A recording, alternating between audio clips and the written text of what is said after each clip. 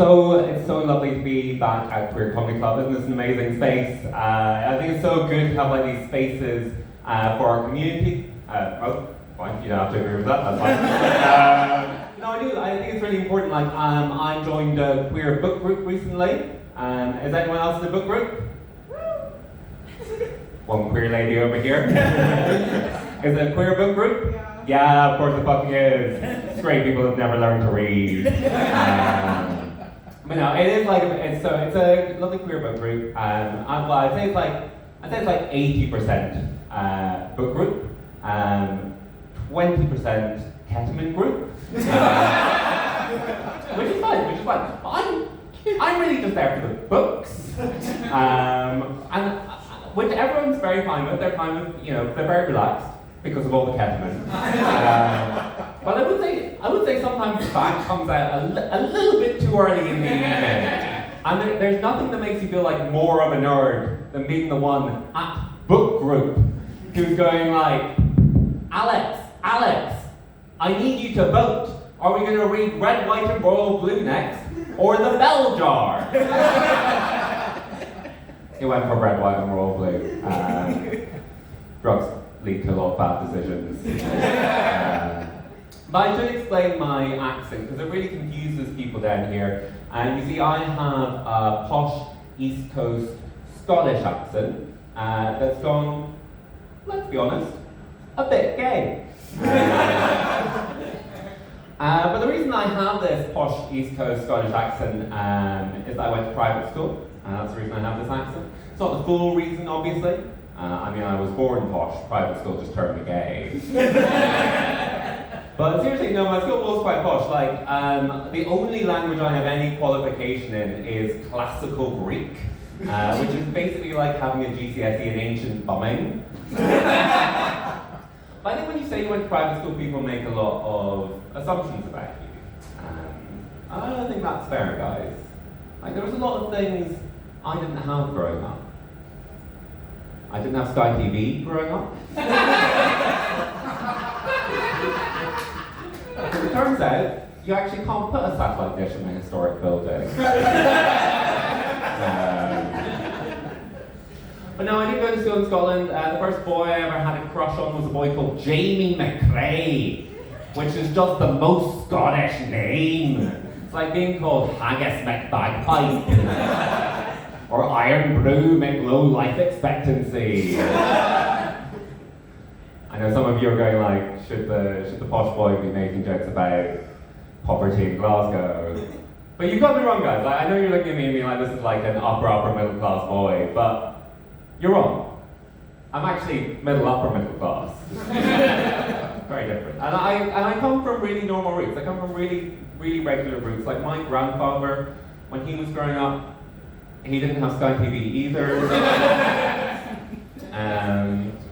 But actually, I'm very woke. I think that's important. I think it's amazing the country that we live in and all the progress it's made. Like, look at our recent prime ministers. Like, a lot of things I disagree with them about, but I think it's amazing that they came from all these different religious backgrounds. Like, Boris Johnson believed in Catholicism, Rishi Sunak believed in Hinduism, Keir Starmer believes in freezing old people to death. That's a joke, guys. He doesn't believe in anything. But yeah, I think it's so good now, actually. There is a lot of real progress that we're making in this country. There's a lot of real progress. I know it feels sad sometimes, but there's real things, real important changes that we've made. Like, we made the overground lines woke.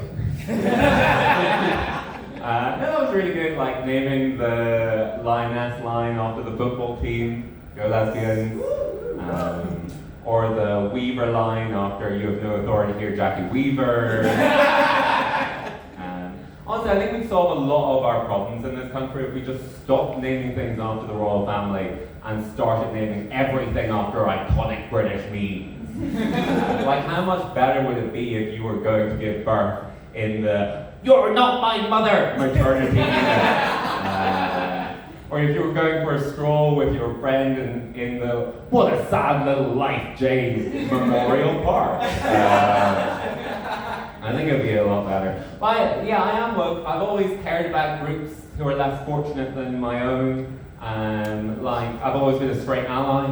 I think that's really important. Like, I've not just jumped on the bandwagon. Like, growing up, I had a lot of straight family members. I had this really openly straight uncle, a strong uncle, if you will.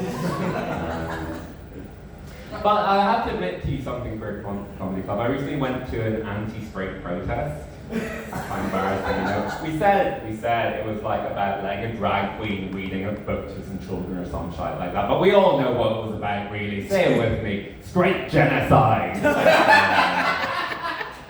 And on one side was like all the queers and weirdos, which was my side. And then on the other side were some very reasonable members of the public who wanted to turn up and express their views about gender, and to do that by dressing up in Nazi paraphernalia and screaming "Pedo, pedo." And who among us hasn't? You know, David's nodding. Sorry, David.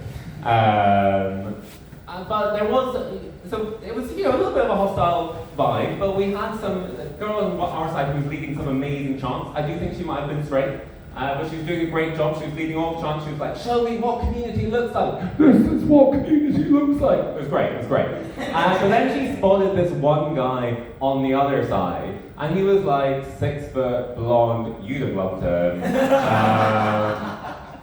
And she started picking him out specifically to chant at. And she was going like, "You're probably gay, mate. You're probably gay. You fit right in at heaven, mate." And I was appalled. I was like, this man is wearing a Nazi eagle badge and a MAGA hat. And I'm sorry, but no gay man, no matter how closeted, no matter how self-hating, no matter how poor an ally to the gender norm conforming in our community, is wearing a baseball cap. You've been absolutely so fucking lovely. Have a lovely rest of your night. Enjoy your break, and welcome back to the sexiest man in South East London. It's David here.